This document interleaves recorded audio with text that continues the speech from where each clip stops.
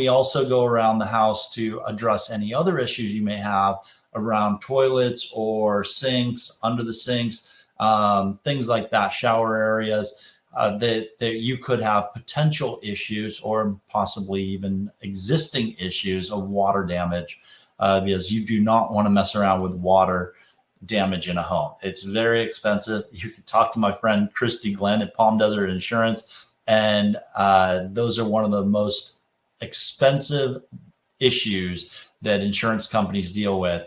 And a lot of them are actually pulling insurance because of water damage claims. So make sure that you address your water issues early, maintain your system consistently once a year by a professional to come out there, and let's avoid any insurance claims out there because they're not fun for anybody involved. So I'm Mike with Anthem Air Conditioning and Plumbing.